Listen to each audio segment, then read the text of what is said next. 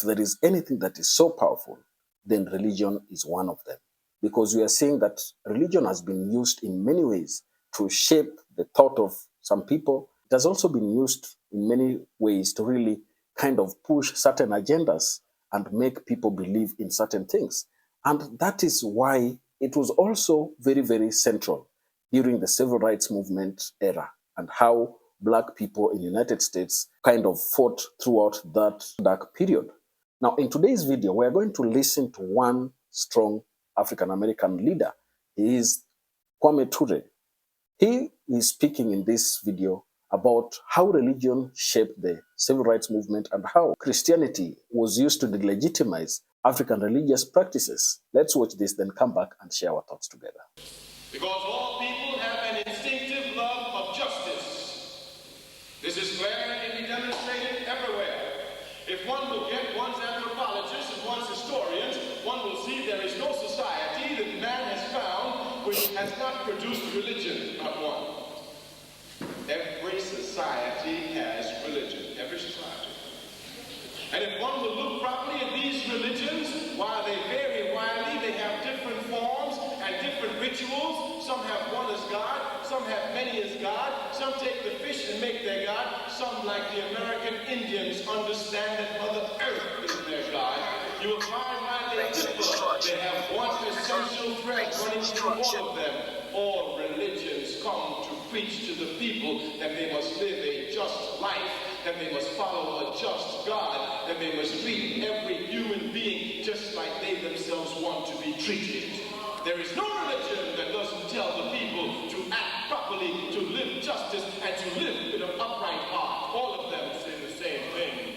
Consequently, even though all these religions may vary, if you look through the thread of them, you will see the same thing. Of course, we must say, and it is a fact, that in all of these religions you will find bad people who say they are religious, but are indeed not religious, and only trying to fool the people. Sometimes the preachers are leading the stock here. This is a fact. This is a fact. This is a fact. But this does not deny the truth of what we say. All religions come to preach justice, and consequently all people who say they adhere to religions must serve the cause of justice. Christianity for us as a people, especially in the West, is more important than Judaism. Not because Judaism is more important than Christianity or Christianity more important than Judaism. No religion is more important than any other religion.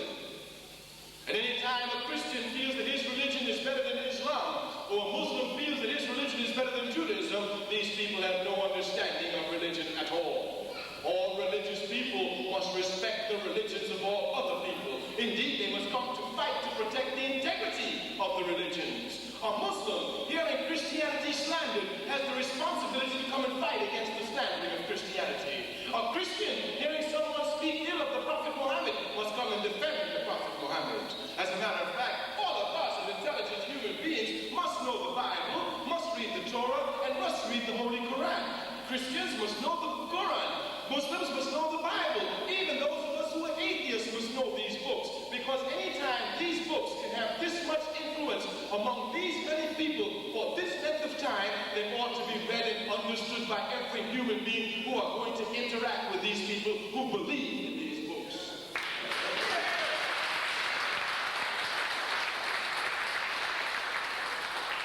Everyone who knows anything about Christianity in Africa knows of Africa's great contribution to Christianity.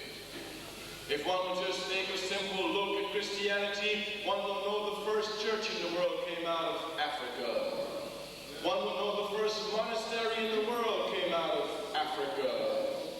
One will know the very intellectual development of the church was a result of Africa. The councils held in Alexandria, in Egypt. Even St. Augustine himself ain't nothing but an African. We say anyone who knows anything about Christianity knows of Africa's great contribution to Christianity. If one would just flip through the Bible, in Genesis 2, verse 13, the very first country mentioned in the Bible is Ethiopia. According to the version of the Bible you have, this Ethiopia might be spelled Cush, C-U-S-H, or Cush, K-U-S-H. If you will go to an authoritative source, you will see that Cush, spelled either with a C or a K, is the ancient name for for Ethiopia. We say Genesis 2, verse 13, in the very beginning of the Bible. If one would take just a cursory look at the Bible, one would know that Europe is not mentioned in the Bible until near the very end of the Bible. If one knows anything about the life of Jesus Christ, one would know that when Jesus Christ was in trouble, his mother took him to Egypt, and here he spent 10 years in Africa, growing physically, spiritually, and morally, and learning all the principles of Africa.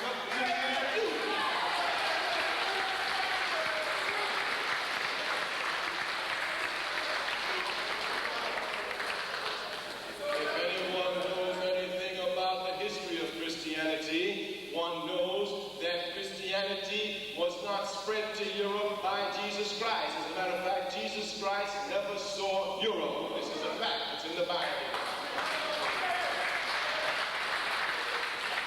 The disciples of Jesus Christ, Peter and all the others, they never saw Europe.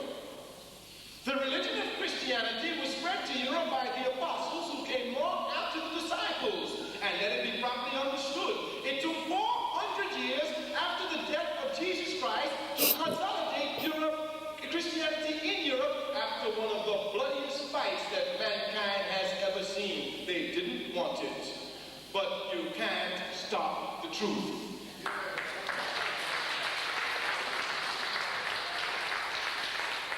When we understand these facts, we come to understand how vicious is our enemy. Go through the Caribbean, go through the United States of America, go through Britain, go through Africa, go into the homes of Africans who call themselves Christians, underline the word call, who call themselves Christians. You will find in their bedrooms, you will find in their bathrooms, you will find in their kitchens, you will find in their cars, you will find in their keychains a picture of a white Jesus with blonde hair and blue eyes.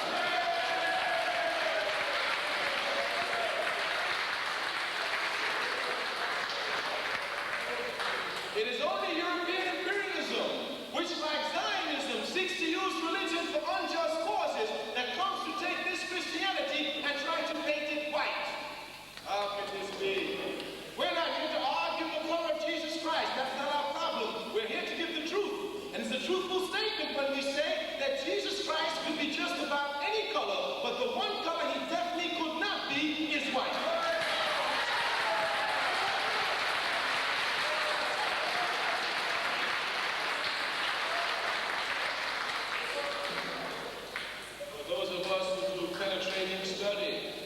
For those of us who give European imperialism no slack, if you go and take a penetrating analysis, you will see this picture of this white Jesus whom we bow down before is nothing but the uncle of the artist who painted the picture.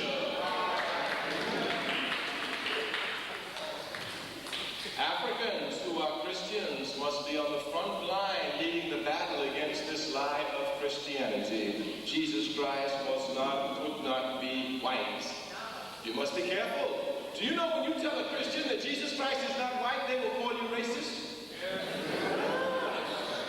Yes, I had one the other night said he's not white. What difference does it make? Well, if it makes no difference, why is he always painted white?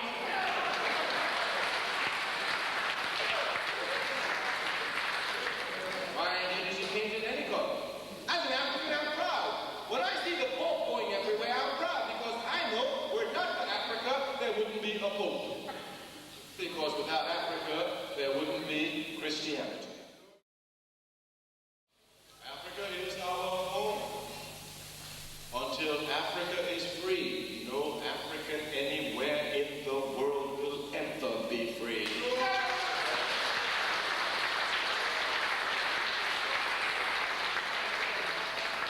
In order for Africa to be free, she must be liberated, unified, and socialist. This term socialism we must come to understand. Here everywhere they're trying to bring confusion. As a matter of fact, some try to let us think that they know what socialism is, and they're the only ones who know what it is, and if you don't come through them, you'll never find it. Stupidity. Lies.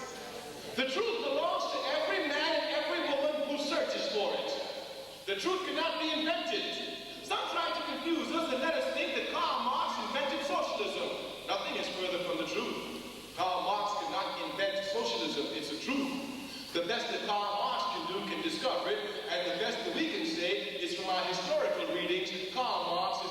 first man we know to have studied and written about socialism. We call the laws of gravity Newton's laws. But we would be stupid if we think that Newton invented that a body in motion tends to stay in motion unless stopped by an outside force. Newton cannot invent this. This little child here knows this. When she runs, the wall stops her. She doesn't run anymore. She knows a body in motion tends to stay in motion unless stopped by an outside force. Any man, any woman who has never heard of Newton, sitting in Timbuktu, studying the laws of gravity, will come to the exact same conclusions which Newton came to, that a body in motion tends to stay in motion unless stopped by an outside force, and that a falling body falls at the rate of 32 feet per second squared per second squared. This is a fact. Any man, any woman who's never heard of Karl Marx, any man, any woman who's never heard of Frederick Engels, any man, any woman who's never heard of the great Wh.ytee Lenin, studying the laws of society, studying the means of production, the mode of production, studying the laws that govern it, the laws that govern the society, will come to the exact same conclusions that Karl Marx, Wh.ytee Lenin, and Frederick Engels came to. Socialism is a truth. It doesn't belong to any one man. It belongs to all men and all women.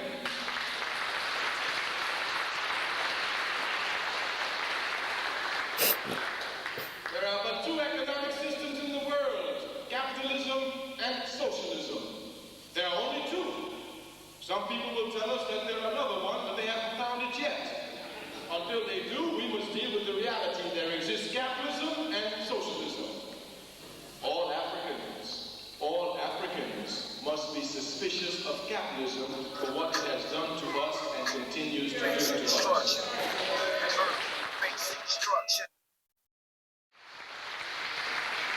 Only the people properly organized will free the people.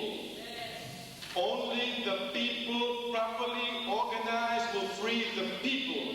Consequently, every African who knows they have a responsibility to humanity must be involved in an organization fighting for our people. Let it be clear. Let it be properly understood. If your mother is being raped and you are not doing anything to help protect your mother, you are against your mother. Let it be clear. Let it be properly understood. If your people are being exploited and you're not doing anything to stop the exploitation of your people, you are against your people. Let it be properly understood. A man is not known by the words he utters, but by the deeds he commits. If a man says he loves his family and he demonstrates no concern for his family, working for them or trying to protect them, he's a liar and the truth is not in him. If a woman says she loves her people and she doesn't work for her people, be concerned about her people, and try to protect her people, she's a liar and the truth is not in her. You find it all the time. My brother, what you doing for your people? I love my people. My brother, what organization you belong to? I love my people. My brother, when last you been on a demonstration with? I love my people. Oh, when you love something, you must demonstrate it in concrete action. If you love your people, if you really love your people, you must be working for them every minute of the day. And the only way you can do it is in an organization. What's the message? Brothers, sisters, join an organization. They will tell you organization is no good. I will tell you the truth. Bad organization is better than no organization at all.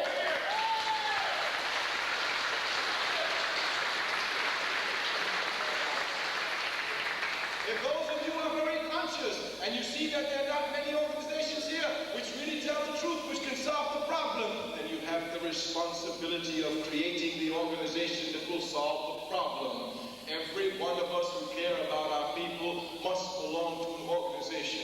Brothers, sisters, comrades, come now. The task before us is the organizing of our people, scattered all over the world, organizing them and channeling in their energies to one objective. This is our task. It will only be accomplished through joining organizations. Thank you. Ready for the work. Now, I always like listening to Kwame Ture's speeches because he has some way of really putting his points across. And he is someone who has been very, very passionate about Black people, Black power, and talking to Black people to ensure that they are well trained and facilitated to achieve all that they can achieve throughout their lives. So there is a way in which we are seeing how religion played an important role in the civil rights movement. And one thing that we are able to see is that much of what we see today as Christianity is something that was seriously manipulated by whites to really achieve their own agenda. They manipulated it to ensure that they can have control of the identity of issues that are being pushed around, that they can really have the message on their side. But here is a little research that I did and what I found out. Religion played a significant role in shaping both the civil rights movement and the Black Panther movement, influencing their ideologies, strategies, and leadership. While both movements sought justice for African Americans, religion inspired their divergent approaches to achieving racial equality and empowerment. The civil rights movement was deeply rooted in Christian principles, particularly those of Black church. The church served as the organizational backbone of the movement, providing leadership, resources, and a moral framework. Leaders like Martin Luther King Jr., a Baptist minister, drew heavily from Christian theology, particularly the concept of justice, love, and nonviolence. King's philosophy of nonviolence resistance was profoundly influenced by Jesus' teaching and Mahatma Gandhi's Hindu-inspired methods. Churches became centers of organizing protest marches and voter registration drives. Sunday sermons galvanized congregants, linking the fight for civil rights with biblical stories of liberation such as Exodus of Israel from slavery. Religious hymns like We Shall Overcome were adapted as protest songs, creating a spiritual foundation for the struggle. The movement's reliance on moral authority framed by Christian ideals helped to garner widespread support and moral legitimacy, both domestically and internationally. Religion and the Black Panther movement. The Black Panther Party, while largely secular and revolutionary in its approach, was also shaped by religious influences, particularly through the lens of Black nationalism and liberation theology. Malcolm X, whose teachings inspired the Panthers, was deeply influenced by Islam and his experiences with the Nation of Islam. The Nation of Islam framed the fight against racial oppression as a spiritual struggle, emphasizing Black self-reliance, dignity, and the rejection of white supremacy. After leaving the Nation of Islam, Malcolm X embraced Sunni Islam and a more global view of liberation, which resonated with the Panthers. The Black Panthers adopted a more militant stance compared to the civil rights movement advocating for self-defense and systemic change. While they distanced themselves from mainstream Christianity, they still employed liberation theology, emphasis on justice for the oppressed. For some members, spirituality, whether rooted in African traditions or Islam, remained a source of identity and empowerment. Therefore, while the civil rights movement relied on Christian ideals of nonviolence and moral redemption, the Black Panther movement leaned on religiously inspired Black nationalism and empowerment to justify self-defense and radical systemic change. Both movements, however, used religion as a tool to foster community resilience and a vision of liberation. So we are finding out that religion shaped much of civil rights movement and Black Panther organization. It is really important for us to have some basic information and understanding of how Black people fought through the persecutions that they went through and how they achieved what they have achieved to date. Tell me down in the comment section what you think about this. And if you're watching us for the first time, don't forget to subscribe to our channel, like this video, and also share. Thank you, and may the good Lord bless you. Goodbye.